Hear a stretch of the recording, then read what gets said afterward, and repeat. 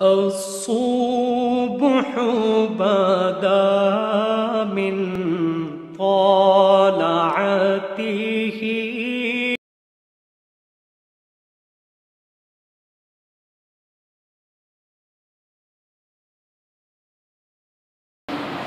بسم اللہ الرحمن الرحیم۔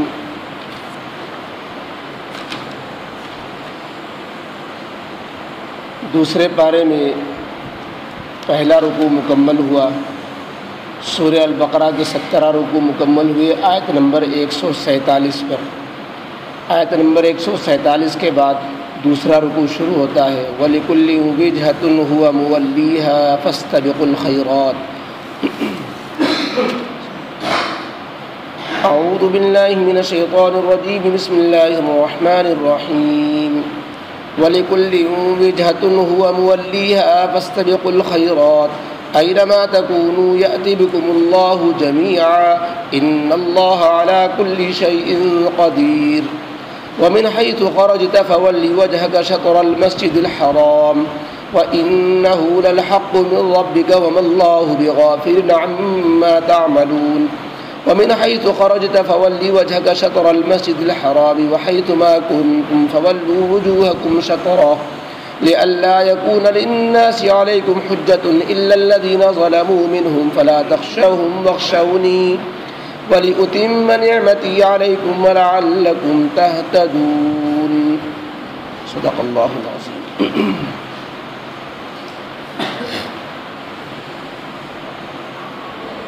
اوپر کے رکوع میں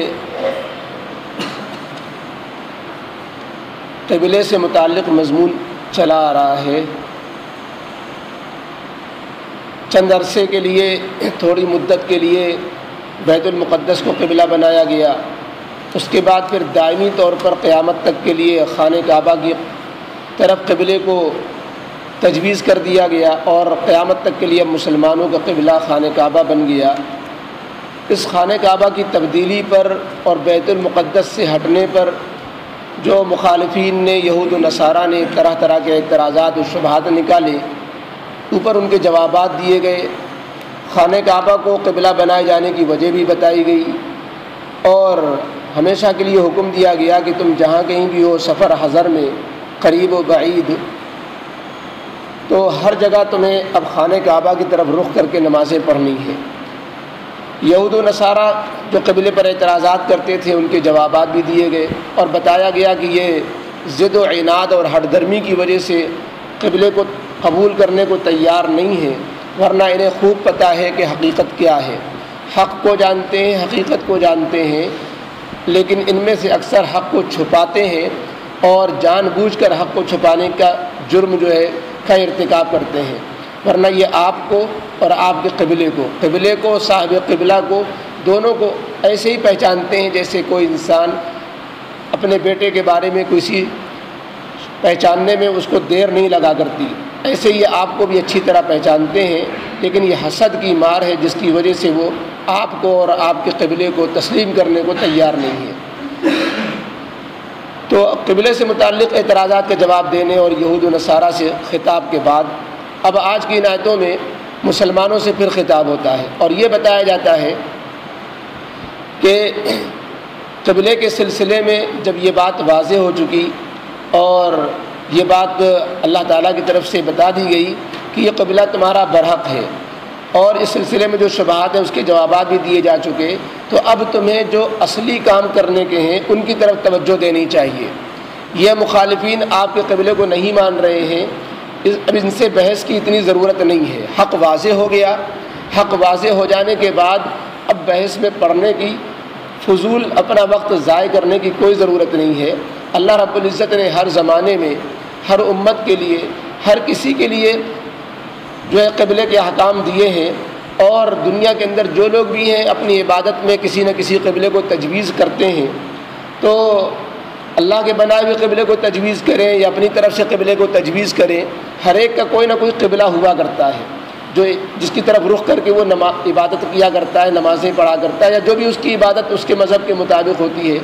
تو لہذا اللہ رب العزت نے اگر آپ کے لیے کوئی قبلہ مقرر کر دیا ہے، اس میں دوسروں کو کیا اعتراض ہے؟ پھر بھی اگر اعتراض ہے تو آپ ادھر توجہ نہ دیں۔ حق واضح ہو جانے کے بعد اب تو حکم یہ ہے کہ تم اپنے اصلی کاموں کی طرف توجہ دو۔ عبادات جو مقصود ہیں، نمازیں جو قبلہ وغیرہ، تو یہ عبادت کا ایک طریقہ ہے، لہذا عبادت کے طریقے کے پہ اتنا زور نہ دے کر کے،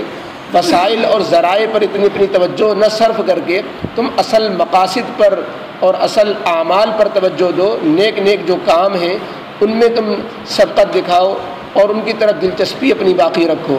اللہ تعالیٰ فرماتے ہیں دنیا میں جو کوئی بھی جیسی بھی اور جہاں کہیں بھی جس طرف بھی رخ کر کے عبادتیں لوگ کر رہے ہیں، قیامت کا دن آنے والا ہے، انجام یہ ہوگا کہ سب کو اللہ اپنے سامنے جمع کرے گا اور سب کی ترم شاہی نکل جائے گی،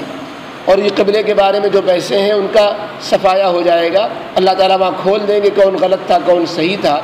اس لیے تمہیں اپنے اعمال کی طرف توجہ دینی چاہیے، کیونکہ اعمال بھی اللہ کے یہاں پیش ہوں گے، تمہارے اعمال کی تم سے پوچھ ہوگی، اور سارے لوگوں کے جو حرکتیں ہیں ان سے ان کی پوچھ ہوگی۔ اللہ کو ہر چیز پر قدرت ہے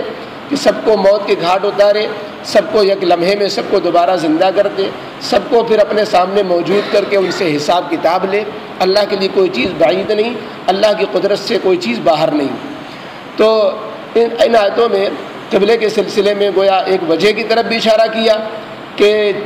ہر کسی کے لیے قبلہ رہا ہے ہر زمانے میں، تو آپ کے لیے بھی اللہ تعالیٰ کی طرف سے قبلہ تجویز ہو گیا ہے۔ تو جب ہر ایک کے لیے قبلہ رہا ہے اور آپ کے لیے قبلہ تجویز ہو گیا تو کسی کو کوئی اعتراض کا حق نہیں ہونا چاہیے۔ آگے پھر اللہ رب العزت نے آگے آیتوں میں بتایا کہ جو حکم آپ کو دیا جا رہا ہے یہ حکم تاکیدی ہے، اختیاری نہیں ہے کہ انسان چاہے بیت المقدس کی طرف رخ کرے، چاہے خانہ کعبہ کی طرف رخ کرے، یا کبھی ادھر کبھی ادھر، کہ دونوں خوش ہو جائیں۔ نبی کریم علیہ الصلاۃ والسلام کو تین مرتبہ اور امت کو 2 مرتبہ اسی آیت کو دہرایا گیا ہے کہ اے نبی آپ کہیں ہو، کسی جگہ ہو، کسی وقت میں ہو، سفر میں ہو، حضر میں ہو، اپنے جگہ پہ ہو یا اپنی جگہ سے باہر کہیں سفر میں نکلے ہوئے ہوں، آپ کے لیے یہ حکم ہے کہ آپ کو مسجد حرام کی سمت کو ہی اپنانا ہے اور اپنا رخ خانہ کعبہ کی طرف سمت میں ہی کرنا ہے۔ یہ الفاظ نبی کریم علیہ الصلاۃ والسلام نے قرآن نے 3 مرتبہ دہرایا نبی کریم علیہ السلام سے، وَمِنْ حَيْثُ خَرَجْتَ فَوَلِّ وَجْهَكَ شَطْرَ الْمَسْجِدِ الْحَرَامِ۔ آج 2 مرتبہ یہ لفظ آئے اور ایک مرتبہ اوپر بھی یہ الفاظ گزر چکے ہیں، فَوَلِّ وَجْهَكَ شَطْرَ الْمَسْجِدِ الْحَرَامِ، اور یہاں پر 2 مرتبہ یہ الفاظ آ رہے ہیں وَمِنْ حَيْثُ خَرَجْتَ فَوَلِّ وَجْهَكَ شَطْرَ الْمَسْجِدِ الْحَرَامِ، پھر آگے آیت میں آ رہا ہے وَمِنْ حَيْثُ خَرَجْتَ فَوَلِّ وَجْهَكَ شَطْرَ الْمَسْجِدِ الْحَرَامِ، اور تینوں کا مفہوم ایک ہے، وہ یہ کہ آپ کہیں پر بھی نکلے ہوئے ہوں، اپنی جگہ پہ ہوں یا اپنے وطن سے باہر ہوں، سفر میں ہو، تو آپ کو نماز پڑھنے کے لیے اپنا رخ مسجد حرام کی طرف ہی کرنا ہے، مسجد حرام کی جانب ہی اپنی سمت رکھنا ہے، آپ کا قبلہ وہی رہے گا۔ اس قبلے میں کوئی اختیار نہیں کہ آپ کبھی ادھر کر لیں کبھی ادھر کر لیں، اور یہی بات 2 مرتبہ امت کے لیے کہی گئی، وَحَيْثُ مَا كُنْتُمْ فَوَلُّوا وُجُوهَكُمْ شَطْرَهُ، یہی الفاظ اوپر بھی گزر چکے ہیں، وَحَيْثُ مَا كُنْتُمْ فَوَلُّوا وُجُوهَكُمْ شَطْرَهُ، کہ آپ اور آپ کی امتی تم لوگ جہاں کہیں بھی ہو تم سبوں کو اپنا رخ مسجد حرام کی جانب ہی رکھنا ہے۔ یہ بات بار بار کیوں کہی جا رہی ہے؟ معلوم یہ ہوتا ہے کہ یہ قبلے کا معاملہ اس وقت بہت اہمیت اختیار کر گیا تھا اور یہ ایک سنگین بحث بن گئی تھی اور بہت موضوع بحث بن گیا تھا۔ سارے مذہبی جماعتیں قبلے کے سلسلے میں چیمے گوئیاں کر رہی تھیں اور نبی کریم علیہ الصلاۃ والسلام سے بیجا مطالبے بھی کرنے لگے تھے، جیسا کہ عرض کیا گیا کہ یہودیوں نے یہ فرمائش رکھی آپ ہمارے قبلے کو دوبارہ اپنا لیجئے، چلیے ہم سب ایک ہو کر کے مسلمان ہو جائیں گے، متحد ہو جائیں گے، اتحاد کی خاطر ایسا کر لیجئے۔ اتحاد کا نعرہ بعض دفعہ بڑا خوشنما ہوتا ہے، لیکن باطل پر اتحاد یہ کیسے ممکن ہے؟ تو اس لیے چونکہ قبلے کا معاملہ یہ اہمیت اختیار کر گیا تھا، تو اللہ رب العزت نے ایک تو تاکید کے لیے بار بار اسی بات کو، اسی حکم کو دہرایا، نبی کریم علیہ السلام کے لیے بھی دہرایا گیا اور امت کے لیے بھی دہرایا گیا کہ اس مسئلے میں کوئی لچک نہیں ہے، اس مسئلے میں کوئی جھول نہیں ہے، آپ کو قبلہ بیت اللہ تجویز کر دیا گیا، اب مسجد حرام کی طرف رخ کرنا ہی یہ نماز کی شرائط میں داخل ہے۔ اگر رخ نہیں صحیح ہوا، جان بوجھ کر رخ کی غلطی کی گئی تو پھر تمہاری نماز کی بھی خیر نہیں، نماز ہی نہیں ہوگی۔ تو قبلے کی طرف رخ کرنا نماز کے شرائط میں، ہاں اس کے احکام ہے، اس میں یہ گنجائش ہے جیسا کہ ذکر کیا گیا تھا کہ قرآن کے الفاظ ہی میں یہ کہا گیا بیت اللہ کے بجائے مسجد حرام جو وسیع دائرے میں۔ پھر شطر کے معنی سمت، کہ تمہیں یہ ضروری نہیں ہے کہ 100% تمہاری سیدھ خانہ کعبہ کی طرف ہو، اپنی سی کوشش کر لینے کے بعد جو ذرائع ہیں اس میں سمت کی تعین کے لیے اس کو استعمال کر لینے کے بعد، کم از کم اپنے عقل لگانے کے بعد جدھر دل نے گواہی دی کہ ادھر قبلہ ہے، تو تمہاری نیت جب خانہ کعبہ کی طرف رخ کرنے کی ہو گئی، اس میں اگر غلطی بھی ہو گئی تو تمہارا رخ خانہ کعبہ کی طرف ہی مانا جائے گا۔ یہ بھی مسئلہ موجود ہے، سفر میں انسان کو قبلہ پتہ نہیں چلا، بتانے والا کوئی تھا نہیں، ذہن پہ دباؤ دیا، ذہن پہ جو ہے ذہن سے کو لگایا، سوچا اور ذہن نے گواہی دی کہ ادھر ہو سکتا ہے، ادھر رخ کر کے نماز پڑھ لی۔ نماز پڑھنے کے بعد کوئی صاحب ملے، انہوں نے دیکھا کہ آپ نے نماز غلط رخ پہ پڑھی ہے، تو چونکہ نیت خانہ کعبہ کی طرف رخ کرنے کی شروع سے تھی اور اپنی سی کوشش بھی کر لی گئی، تو اب مسئلہ یہ ہے کہ اب نماز دہرانے کی ضرورت نہیں۔ لیکن اگر کوئی یوں سمجھے کہ نہیں قبلہ وہ بھی صحیح ہے اور یہ بھی صحیح ہے اور قبلے کی کوئی ضرورت نہیں، تو اللہ تعالیٰ کی طرف سے یہ تاکیدی حکم ہے کہ پھر تمہاری نماز نہیں ہوگی، تمہیں اپنی عبادت میں رخ خانہ کعبہ کی طرف کرنا ہی کرنا ہے۔ اسی لیے خانہ کعبہ کی طرف رخ کرنے میں انسان کی اگر سمتیں بھی بدل رہی ہوں، سمت سے مراد ایک آدمی پورب کی طرف رخ کر رہا ہے تب جا کر خانہ کعبہ سامنے پڑتا ہے، یا مثلا ہندوستان وغیرہ ایشیا کے اندر اگر جو ہے پچھم کی طرف رخ کرتا ہے تب جا کر کے خانہ کعبہ کی سمت جا کے بنتی ہے۔ مدینے کے اندر انسان ہے تو جب دکن کی طرف رخ کرتا ہے تب جا کر کے خانہ کعبہ کی سمت بنتی ہے جنوب کی طرف۔ تو دنیا کے مختلف خطوں میں اس آیت کا ایک مطلب یہ بھی ذکر کیا گیا ہے کہ وَلِكُلٍّ وِجْهَةٌ کہ سب کے لیے جہت تو ایک ہی ہے، اگرچہ وہ پورب جانب رخ کرے تو بھی خانہ کعبہ کی جہت آگے پڑتی ہے، اگر وہ پچھم کی طرف رخ کر رہا ہے تو بھی خانہ کعبہ کی جہت پڑتی ہے، چونکہ خانہ کعبہ دنیا کے بیچوں بیچ میں ہے، چاروں سمت کے لوگ، پورب کے لوگ، پچھم کے لوگ، اتر کے لوگ، دکن کے لوگ خانہ کعبہ کی طرف جب رخ کر رہے ہیں تو کوئی جو ہے دکن کی طرف کرے گا تب جا کر کے یہ شرط پوری ہوگی، کوئی پورب کی طرف کرے گا تب جا کے یہ شرط پوری ہوگی خانہ کعبہ کی طرف۔ تو اللہ فرماتے ہیں سب کی جہت تو ایک ہی ہے، وہ پوربی سمت میں ہو، پچھمی سمت میں پڑے وہ جہت، یا جو ہے دکن کی سمت میں پڑے، دنیا کے خطے میں مختلف جگہ جہاں مسلمان آباد ہیں، ہر ایک کے لیے سمت ایک ہی ہے، اگرچہ اس سمت کو پانے کے لیے سمتیں بدل جائیں اور چاروں سمتیں بن جائیں، تو گویا جو ہے 6 جہتوں میں بھی جہت واحد رہی، 4 سمتوں میں ہو کر کے بھی سمت واحد رہی، سمت ایک ہی رہی، اور مقصود ہے وہ خانہ کعبہ کی طرف رخ کرنا۔ یہ شان بیت المقدس کو نہیں حاصل ہے کہ چاروں طرف سمت کرو سمت ایک ہی نکلے۔ تو یہاں پر بہرحال تو اللہ رب العزت نے یہ حکم تاکید کے لیے بھی بار بار دہرایا، اور اس لیے بھی کہ اسلام کے اندر سب سے پہلا یہ مسئلہ تھا خانہ کعبہ کی تبدیلی کا کہ ایک حکم کو منسوخ کیا گیا تھا۔ اسلام میں جو احکام بعد میں اور بھی منسوخ کیے گئے، لیکن منسوخ احکام میں یہ پہلا حکم ہے جو منسوخ کیا گیا، اور کوئی حکم اس سے پہلے جو نازل ہوا ہو منسوخ کر دیا گیا ہو ایسا نہیں ہوا۔ تو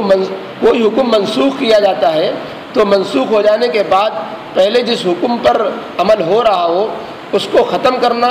اور اس کی جگہ پر نیا حکم جاری کرنا، اس میں محنت پڑتی ہے، اس میں اعتراضات پیدا ہوتے ہیں۔ چنانچہ جو کچے مسلمان تھے بعض وہ مرتد ہی ہو گئے، جیسا کہ حدیث میں کچھ واقعات ملتے ہیں۔ تو اس لیے یہ حکم تاکید کے ساتھ کہا گیا تاکہ ذہنوں میں یہ بات بیٹھ جائے کہ یہ حکم جو منسوخ کر کے دوسرا حکم دیا جا رہا ہے یہ چونکہ نیا معاملہ تھا، اس نئے معاملے کی اہمیت کی وجہ سے اس کو بار بار دہرایا گیا۔ اور ایک تیسری مصلحت یہ بھی لکھی ہے کہ 3 جگہ یہ حکم کو دہرایا گیا اور 3 وجہ بھی بیان کی گئی، تو ہر علت اور ہر وجہ کے ساتھ حکم کا اعادہ کر دیا گیا کہ جب علت بتلائی جا رہی ہے تو حکم بھی ساتھ ساتھ دہرایا جا رہا ہے۔ اور یہ بھی مصلحت سامنے ہے کہ 3 مرتبہ حکم دینے سے مصلحت یہ ہے کہ خانہ کعبہ کی رخ کو اختیار کرنا ہے احوال کے اعتبار سے بھی، زمانوں کے اعتبار سے بھی، مکانوں کے اعتبار سے بھی۔ تو ایک مرتبہ جب حکم دیا گیا تم خانہ کعبہ کی طرف رخ کرو تمام حالتوں میں، بیمار ہو یا کہیں کچھ اور کسی بھی حالت میں ہو، تو تم بیٹھ کر نماز پڑھ رہے ہو، کھڑے نماز پڑھ رہے ہو، ہر حالت میں تمہیں یہ رخ اختیار کرنا ہے۔ تو یہ احوال کے اعتبار سے ایک مرتبہ مراد ہے۔ دوسری مرتبہ جب حکم دیا گیا تمہیں خانہ کعبہ کی طرف رخ کرنا ہے تو یہ زمانوں کے اعتبار سے ہوا کہ تمہیں ہر زمانے میں اور ہر وقت میں، اور رات ہو دن ہو، تو ہر زمانے میں قیامت تک کے لیے یہی حکم تمہیں اپنانا ہے۔ اور تیسری مرتبہ جب حکم دیا گیا تو وہ جگہوں کے اعتبار سے کہ ہر جگہ تمہیں یہ حکم اپنانا ہے، چاہے تم سفر میں ہو یا حضر میں، گھر پہ ہو، وطن میں ہو یا وطن سے باہر ہو، حتیٰ کہ ایک انسان اگر بیت المقدس میں کھڑے ہو کر نماز پڑھ رہا ہے تو بھی اسے خانہ کعبہ ہی کی طرف رخ کرنا ہے۔ تو ایک مرتبہ مکان، ایک مرتبہ زمان، ایک مرتبہ احوال، اس اعتبار سے جو ہے 3 مرتبہ حکم دے کر کے اس بات کو پختہ کر دیا گیا کہ تمام حالتوں میں، تمام جگہوں میں، تمام زمانوں میں، وقتوں میں تمہیں خانہ کعبہ کی طرف ہی رخ کو اختیار کرنا ہے۔ اور جو وجہ بیان کی گئی وہ 3 وجہ بیان کی گئی۔ پہلی وجہ تو گزر چکی ہے کہ نبی کریم علیہ الصلاۃ والسلام کی مرضی کو اللہ نے پورا کیا ہے، خانہ کعبہ کو قبلہ بنا کر کے اور بیت المقدس کے قبلے کو ختم کر کے۔ یہ وجہ کو اوپر ذکر کیا گیا تھا، فَلَنُوَلِّيَنَّكَ قِبْلَةً تَرْضَاهَا، کہ آپ کی جو اندر کی چاہت ہے کہ ابراہیم علیہ السلام کے بنائے ہوئے قبلے کو ہمارا قبلہ بنا دیا جائے، تو اللہ تعالیٰ نے وہ مرضی پوری کی۔ تو مرضی پوری کرنے کے لیے نبی کریم علیہ الصلاۃ والسلام کی خوشی کے لیے اس حکم کو نازل کیا گیا۔ دوسری وجہ اسی آیت سے نکل رہی ہے، وَلِكُلِّ وِجْهَةٌ وَمُوَلِّيَّةٌ، کہ ہر کسی کے لیے ایک قبلہ رہا ہے تو آپ کے لیے بھی اللہ تعالیٰ نے ایک قبلہ منتخب کیا۔ اور تیسری وجہ آگے اللہ تعالیٰ بیان فرما رہے ہیں انہی آیتوں میں، لِأَلَّا يَكُونَ لِلنَّاسِ عَلَيْكُمْ حُجَّةٌ، کہ آپ کے لیے خانہ کعبہ کو قبلہ اس لیے بھی بنایا جا رہا ہے تاکہ مخالفین کو آپ کے خلاف دلیل پکڑنے کا موقع نہ ملے، تاکہ مخالف آپ پر کوئی الزام عائد نہ کر سکیں، وہ الزامات ختم ہو جائیں جو وہ عائد کر رہے ہیں۔ یہود نے یہ الزام عائد کیا تھا کہ ہمارا دین صحیح ہے، اگر ہمارا دین صحیح نہ ہوتا تو یہ مسلمان ہمارے قبلے کو نہ اپناتے بیت المقدس کو۔ یہ الزام جو ہے بیت المقدس کو کی طرف قبلہ باقی رکھنے کی وجہ سے یہ الزام رکھا کرتے تھے، لوگوں کو کہتے تھے دیکھو نا ہمارا دین صحیح ہے تبھی تو بیت المقدس کو ہی قبلہ بنائے ہوئے ہیں۔ مشرکین کا الزام یہ تھا مسلمانوں پر کہ کہتے تو ہیں ہم ملت ابراہیمی پر ہیں اور ملت ابراہیمی کا قبلہ چھوڑے بیٹھے ہیں، تو یہ مشرکین کی طرف سے الزام تھا۔ اللہ نے دونوں الزاموں کو ختم کر دیا۔ خانہ کعبہ کو قبلہ بنا کر کے یہود کا یہ جو الزام تھا کہ ہمارا دین اگر صحیح نہ ہوتا تو ہمارا قبلہ کیوں بناتے، تو قبلہ بدل گیا تو اب ان کی دلیل بھی ختم ہو گئی۔ مشرکین کا جو اعتراض تھا وہ بھی ختم ہو گیا کہ خانہ کعبہ کو قبلہ بنا لیا گیا، ملت ابراہیمی کا جو قبلہ تھا وہ تجویز کر لیا گیا۔ اللہ تعالیٰ فرماتے ہیں الزام کو دور کرنا بھی مقصد تھا، اور ایک طرف یہ بھی کہ اگر یہ قبلہ نہ بدلا جاتا تو یہود و نصارہ کی کتابوں کے اندر جو قبلے کی تبدیلی کا ذکر ہے تو اس پر جو ہے یہ دلیلیں پکڑتے اور یہ کہتے کہ ہماری کتابوں میں تو قبلہ تبدیل ہونے کی بات آئی ہے، یہ نبی برحق کیسے ہیں کہ قبلہ ان کی تبدیلی نہیں ہو رہا ہے ان کا، تو اس طریقے سے آپ کے خلاف دلیل پکڑتے، اب دلیل نہیں پکڑ سکیں گے۔ اللہ تعالیٰ نے فرمایا کہ یہ تو الزام ان کا دور کرنے کے لیے تاکہ وہ الزام نہ رکھ سکیں، یہ آپ کے لیے قبلہ کی تبدیلی کا حکم دیا گیا، لیکن پھر بھی کتنے کٹ حجت لوگ ہوں گے وہ اپنی اعتراض سے باز نہیں آئیں گے، جنہیں نہیں ماننا ہوتا ہے وہ 10 کیڑے نکالنے پر تیار ہو جائیں گے، لیکن آپ کو ان سے خوف کھانے کی ضرورت نہیں ہے۔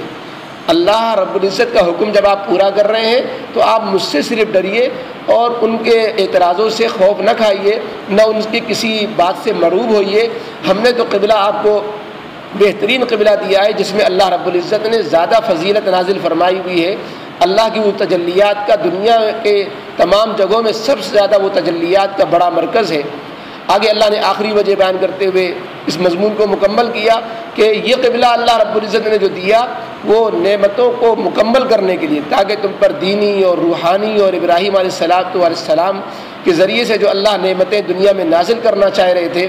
نبی کریم علیہ السلام کے واسطے سے ان نعمتوں کی تکمیل ہو جائے اور تم کامل ہدایت والے بن جاؤ، تو تمہارا کمال ہدایت اور اللہ تعالیٰ کی طرف سے روحانی کمال نعمتوں کی تکمیل، یہ مقصد ہے خانہ کعبہ کو قبلہ مقرر کرنے سے۔ تو آج کی عنایتوں میں قبلگی کا مضمون ہے اور اس کی مختلف مصلحتیں اور قبلے کو خانہ کعبہ کو قبلہ بنائے رکھنے کی تاکید اس کو دہرایا گیا۔ فرمایا وَلِكُلِّ وِجْهَةٌ هُوَ مُوَلِّيهَا فَاسْتَبِقُوا الْخَيْرَاتِ، ہر کسی کے لیے ایک قبلہ رہا ہے کہ وہ جس کی طرف وہ رخ کیا کرتا ہے. فَاسْتَبِقُوا الْخَيْرَاتِ، لہذا قبلہ مقصود نہیں ہوتا، قبلہ ایک ذریعہ ہوتا ہے عبادت میں یکسوئی کا، ایک مصلحت اس کی ہوتی ہے. اصل تو جو اصلی کام ہے اس طرف توجہ دینے کی زیادہ ضرورت ہے. لہذا اس قبلے کے معاملے کی وضاحت ہو جانے کے بعد اور حق کھل جانے کے بعد اب مسلمانوں سے خطاب فاستبقوا الخیرات، اب اصلی نیک کاموں کی طرف تم توجہ دو. اب لبکو تم نیک کاموں کی طرف، اور نیک کاموں میں اہم نیک کام نماز ہے کہ اس نماز کی طرف تم توجہ دو. اینما تکونوا یأتی بکم اللہ جمیعا، انجام یہ ہوگا کہ لوگ مختلف قبلے اپنائے ہوئے ہوں گے اور تم بھی اللہ کے حکم سے قبلے کو اپنائے ہوئے ہوگے. سب لوگ اپنے اپنے قبلوں کی طرف رخ کر رہے ہیں. آخر میں یہ ہونے والا ہے کہ تم لوگ جتنے بھی ہو، جتنے مذاہب کے ماننے والے بھی ہیں، سبوں کو اللہ رب العزت اپنے سامنے قیامت کے دن کھڑا کرے گا. اینما تکونوا، تم لوگ جہاں کہیں بھی ہو، جتنے بھی قبلے کے لوگ مختلف قبلوں والے ہیں، جتنے مذاہب والے ہیں، یأتی بکم اللہ جمیعا، اللہ تم سبوں کو اکٹھا کر کے میدان محشر میں اپنے سامنے لائے گا. ان اللہ علی کل شیء قدیر، اور اس کو بعید نہ سمجھو، اللہ ہر چیز پر قدرت رکھنے والا ہے. ومن حیث خرجت، لہذا قبلے کے سلسلے میں اللہ کے حکم کو یاد رکھو کہ اگر آپ حضر میں گھر پہ وطن پہ نہیں ہیں، باہر جا رہے ہیں، تو بھی قبلے کی طرف توجہ ضروری ہے، خانہ کعبہ کی طرف رخ کرنا ضروری ہے. ومن حیث خرجت، اور جہاں سے بھی آپ نکل کر کے سفر میں جاویں، فولی وجہک شطر المسجد الحرام، تو آپ اپنے رخ کو مسجد حرام کی سمت کی طرف رکھیں. وَإِنَّهُ لَلْحَقُّ مِن رَبِّكَ، اور بے شک یہی اللہ رب العزت آپ کے رب کی طرف سے حق ہے، اللہ کی طرف سے اب برحق قبلہ یہی ہے. وَمَا اللَّهُ بِغَافِلٍ عَمَّا تَعْمَلُونَ، اور تم جو کچھ بھی کرو گے اللہ اس سے غافل نہیں ہے کہ تم نے کوشش کی اور قبلہ کی طرف جو ہے رخ نہیں ہو سکا، تو اللہ رب العزت تمہاری نیتوں کے مطابق اللہ فیصلہ فرما دے گا. وَمِنْ حَيْثُ خَرَجْتَ، اور جہاں کہیں بھی آپ نکلے ہوئے ہوں، کہیں پر بھی آپ کا قیام ہو، کہیں پر بھی آپ نکلے ہوئے ہوں، سفر کے دوران ہو، فولی وجہک شطر المسجد الحرام، سو مقرر کہا جاتا ہے کہ تم مسجد حرام کی سمت کو اپنا رخ بناؤ. وحیث ما کنتم، اور اے مسلمانوں تم لوگ جہاں کہیں ہو، فولوا وجوہکم شطرہ، تم اپنے رخوں کو، اپنے منہوں کو خانہ کعبہ کی سمت کی جانب رکھو. لئلا یکون للناس علیکم حجہ، یہ حکم اس لیے بھی تمہیں دیا جاتا ہے تاکہ تمہارے مخالف لوگوں کو تمہارے خلاف الزام تراشی کا موقع باقی نہ رہے،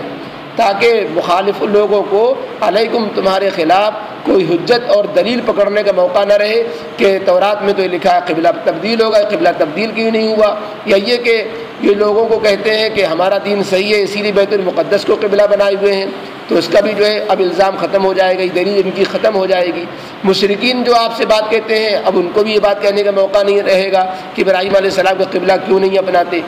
الا الذین ظلموا منہم، مگر جو ان میں سے ظالم ہیں وہ کچھ نہ کچھ تو اعتراض کیے ہی جائیں گے. فلا تخشوہم واخشونی، لیکن تمہیں ان کے اعتراضوں سے ڈرنے کی ضرورت نہیں ہے، تم ان سے مت ڈرو، ان کے اعتراضوں سے خوف مت کھاؤ. واخشونی، اور تم مجھ سے ہی صرف ڈرو. اور میں نے یہ قبلہ اس لیے بھی دیا، اللہ فرماتے ہیں وَلِأُتِمَّ نِعْمَتِي عَلَيْكُمْ، تاکہ ہم اپنی نعمت تم پر مکمل کر دیں. وَلَعَلَّكُمْ تَهْتَدُونَ، اور تاکہ تم کامل ہدایت پر آ جاؤ. اللهم صل على سيدنا مولانا وحبيبنا وشفيعنا محمد وعلى آل سيدنا محمد وآله وصحبه وبارك وسلم. ربنا ظلمنا أنفسنا وإن لم تغفر لنا وترحمنا لنكونن من الخاسرين. ربنا لا تزغ قلوبنا بعد إذ هديتنا وهب لنا من لدنك رحمة إنك أنت الوهاب. اللهم إنا نسألك العفو والعافية في ديننا ودنيانا وأهلنا وأموالنا. اللهم إنا نسألك العفو والعافية في الدنيا والآخرة. اللهم افتح مسامع قلوبنا لذكرك وطهر قلوبنا عن غيرك ونور قلوبنا بنور معرفتك وأصلح لنا شأننا كله ولا تكلنا إلى أنفسنا طرفة عين. اللهم إنا نسألك من خير ما سألك منه نبيك محمد صلى الله عليه وسلم. اللهم إنا نعوذ بك من شر ما استعاذك منه نبيك محمد صلى الله عليه وسلم. وصلی اللہ تعالی علی خیر خلقہ محمد و آلہ و صحبہ اجمعین برحمتک یا